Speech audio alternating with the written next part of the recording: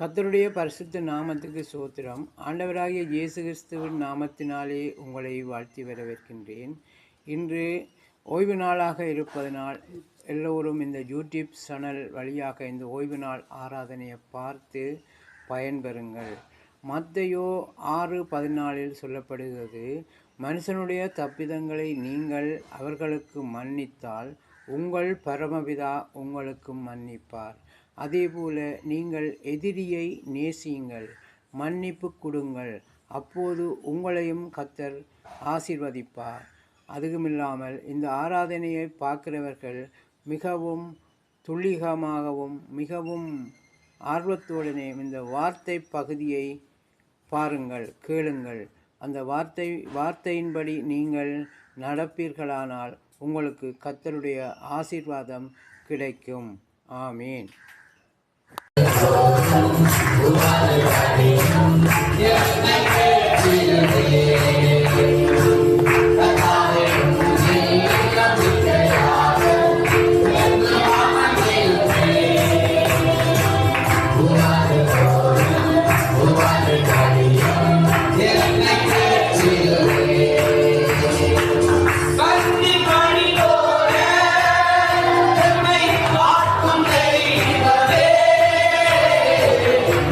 That's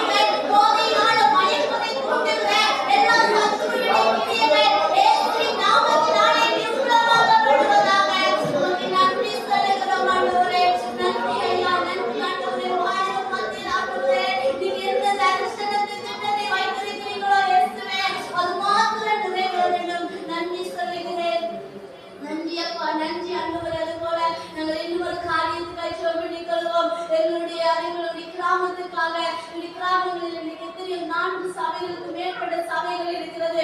ஒவ்வொரு சபைகளில் இன்னைக்கு கிராமங்கள் ரட்சிக்கப்பட உண்மையிலே சொல்லப்போனா இன்னைக்கு ஆதியில இருந்து இன்னைக்கு அநேகர் இயேசுவை அறிந்திருக்கிறாங்க. ஆனாலும் இன்னைக்கு சில காரியங்களில் இருந்து இன்னைக்கு மனம் திரும்பாம அதே போல முழுமையான குடும்பங்களில் ரட்சிக்காமல் இருக்கிறது. தேவனுடைய உதவி செய்ய வேண்டும். இந்த செல்வாடைய கிராமத்தில் ஒரு ரட்சிப்பை கொடுக்க வேண்டும். அநேகர் ரட்சிக்கப்பட்டிருக்கிறாங்க, அநேகர் இயேசுவை அறிந்திருக்கிறாங்க. அவருடைய வழியில் உண்மையாய் உத்தமமாய் நடக்க அப்பா உதவி செய்ய வேண்டும் என்று சொல்லி இன்னைக்கு முழுமையாய் ரட்சிக்கப்படாத குடும்பங்களிலே ஒரு முழுமையான ரட்சிப்பை தேவன் கொடுக்க வேண்டும் என்று சொல்லி வாதத்தோடு இந்த செல்வாடனுக்கு சபைகளிலே ஒவ்வொரு ஜனங்களும் புதிதான ஜனங்கள் நிரம்ப வேண்டும் என்று சொல்லி ஒரு விஷயம் வாதத்தோடு சொல்ல வேண்டிக் கொள்வோமா? ஹல்லேலூயா. நன்றி ஆண்டவரே, ஸ்தோத்திரம் ஐயா. நீ நினைத்தது ஒரு நாளும் தடைபடாதையா.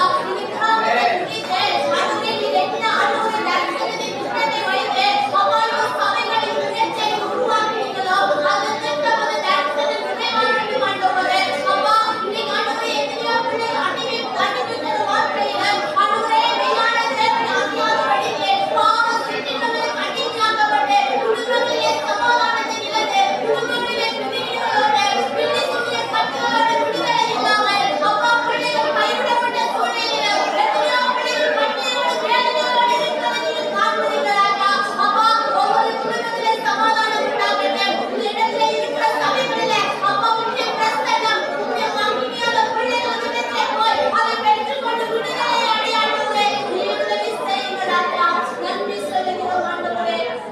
ஹல்லேலூயா. அப்பா இந்த கிராமத்திலே நீர் ஒரு அற்புதத்தை செய்யப்படுவதற்கு நன்றி. சபைகளை உருவாக்கினீங்க. 6 நாட்களிலே ஒரு சபை ஆனாலும் இன்னைக்கு எத்தனையோ சபைகள் ஆனாலும் நீ அநேகரை ரட்சிக்க நீங்க ஆண்டவரே வழி மாற்றுகளை திறந்து விடுங்க. இதை படைத்த மனிதர்களுக்கு ஒத்தாசை அதற்காக எங்களுக்கு ஒத்தாசை உங்களில் இருந்து வருகிறது ராஜா. நாங்கள் உங்களை நேசிக்கிறோம். உங்கள் இருதயம் எப்பொழுதும் உங்களோடு இருக்கணும் என்று யோசிக்கிறது ராஜா. அதை உங்களால் முடியாத சூழ்நிலைகள் உருவாகிறது. எங்களை தூக்கி நிறுத்துங்கள் ராஜா. எங்களை தூக்கி நிறுத்துங்கள் ஆண்டவரே. எங்கள் ஆயுட்காலம் கொஞ்சமாயிருந்தால் கொஞ்சத்திலே உங்களுக்காக ஏதாவது காரியம் செய்வதற்கு எங்களை பலப்படுத்துங்க, எங்களை தைரியப்படுத்துங்க. இனி வருகிற நாட்களுக்கு நாங்கள் எங்களை ஆயத்தமாய் வைத்திருக்கிறோம். நீங்க எங்களை மகிமைப்படுங்க ஆண்டவரே. மனிதர்கள் பேசுகிற எந்த பேச்சையும் பார்த்து உங்களுடைய மனம் சோர்ந்து போகாதபடி, உங்களுடைய மனம் அதைரியப்படாதபடி உங்களுக்குள்ளே ஆண்டவரே நீங்க அழைத்த அழைப்புல நாங்கள் உண்மையாய் ஓட நீங்க எங்களை பிடிச்சு நடத்துகிறாங்க ஆண்டவரே. எங்களை கரம் உங்களுடைய கையை பிடிச்சா நாங்கள் தவறுகிறோம். உங்களுடைய கரம் எங்களை பிடித்து நடத்தும். உங்களுடைய ஆவியான சரீரத்தில் கொண்டே இருக்கிறது. இயேசுவின் மூலம் கொண்டு ஜீவன்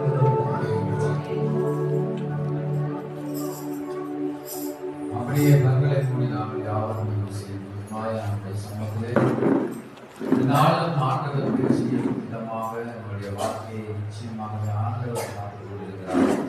எப்படிப்பட்ட சூழ்நிலை எப்படிப்பட்ட நிலைமையிலே நாங்கள் இருக்கிறோம் என்பதை கர்த்தர் பார்த்து கொண்டிருக்கிறார். அவர் அந்நேரம் உங்களை நோக்கி கொண்டிருக்கிறார். பேதுரு அங்கே மிகவும் ஆண்டவருடைய ஒரு பலமுள்ள பாத்திரமாய் காணப்பட்டார். அவன் கடலிலே நடந்தார். நிறைய காரியங்களை ஆண்டவர் விரும்புகிற ஒரு நபராய் காணப்பட்டான். ஆனாலும் அவனை பார்த்து ஆண்டவர் கேட்கிறார், நீ என்னை விரும்புகிறாய், என்னை நேசிக்கின்றாய், என்னை நேசிக்கின்றாய் கேட்கிற பொழுது அவருடைய இறுதியில் ஒருவேளை கலங்கி இருக்கிறார். நான் நேசிப்பதை தெரிந்து என்னை அவர் நேசிக்கிறாய் என்று கேட்கிறார் என்று சொல்லி சகோதரி சகோதரியை இன்றைக்கு ஆண்டவர் உங்களிடத்திலே கேட்கிற கேள்வி இதுதான். நான் உன்னை உலகத்தில் இருந்து வேறு பிரித்து இந்த இடத்துக்கு கொண்டு வந்து வைத்திருக்கிறேன். நீ என்னை நேசிக்கிறாயா? நீ என்னை நேசிக்கிறாயா என்று அவர் உங்களிடத்திலே கேட்கலாம். நேசிக்கிற மனுஷன் தன்னையே நேசிக்கிறவர்களுக்காக ஒப்பு கொடுப்பான். நேசிக்கிற மனுஷன் தன்னையே நேசிக்கிறவர்களுக்காக அர்ப்பணிப்பான். இயேசு எங்களை நேசித்தபடினால் அவர் தம்மையை எங்களுக்காக அர்ப்பணித்தார். ஆகவேதான் என்னை நேசிக்கிறாயா என்று பேதுருவை பார்த்து கேட்டார்.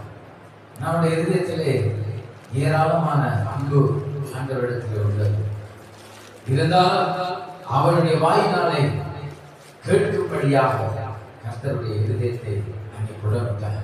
இந்த நாட்களுடைய வாழ்க்கையில் ஆண்டவர் கேட்கிறது, நீ என்னை நேசிக்கிறாயா, நீ என்னை நேசிக்கிறாயா என்று சொல்லி இருக்கிற காரியம் உங்களுடைய வாழ்க்கையில் ஒரு பலவீனத்தை நீக்கி ஒரு பலத்தை கொடுக்கும்படியாக, உன்னை அர்ப்பணிக்கும்படியாக, உன்னை தியாகம் பண்ணும்படியாக அந்த விரும்புகிறார். அவருக்கு கண்களை மூடி தலைகளை தாக்கி யோசனை வருகிறது. நீ நேசிக்கிற நல்லா தகப்பனே, ஆசீர்வதிக்கப்பட்ட இந்த நாளில் தாங்க நீர் அருமையான வார்த்தையினோட இடைப்பட்ட கிருபையாக சொல்கிறார். ஆண்டவரே சுவாமி, வார்த்தைகளானது ஒவ்வொருவருடைய வாழ்க்கையிலும் ஒரு பலமுள்ள கிரிகளை உண்டாக்க வல்லமையுள்ளதாக இருக்கிறது சுவாமி. வார்த்தைகளை கேட்டவர்கள் சற்று தங்களை ஆராய்ந்து சிந்தித்து தங்களை அர்ப்பணித்து செயல்படத்தக்கதான கிருபை கொடுங்க. ஆண்டவரே மகனோடு இடைப்பட்ட கிருபைக்காய் சொல்கிறது. பரிசுத்த ஆவியானவரே, நீர் எண்ணம் வருகிற வருஷத்துல ஒரு மாற்றத்துக்குள்ளாய் ஆண்டவரே ஒரு மாறுதலும் வாழ்க்கைக்குள்ளாய் ஒரு வரத்தக்கான கிருபை கொடுத்தோம். இயேசுவின் நாமத்தில் கொண்டு ஆசீர்வதிச்சிருக்கிறேன். ஜீவனோட நன்மைக்காக அப்படி ஆத்துமாக எழுதுவோமா? என் ஆத்துமாவே கர்த்தரை ஸ்தோத்திரி, என் முழு நன்மையுடைய பரிசுத்த நாமத்தை ஸ்தோத்திரி, என் ஆத்துமாவே கர்த்தரை ஸ்தோத்திரி, சகல சகலமானவர்களே மனவாதே. கர்த்தராகிய இயேசு கிறிஸ்துவின் கிருபை, பிதாவாகிய தேவனுடைய அன்பு, பரிசுத்த ஆவியாருடைய அன்பு இன்று மட்டும் ஆண்டவராகிய இயேசு கிறிஸ்து மத்திய ஆகாயத்தில் மக்கள் அழைத்து செல்லும் இந்த வல்லனத்தினுடைய சமாதானம் யாவரோடும் இருக்கிறார். கர்த்தர் உங்களை ஆசீர்வதிப்பார்.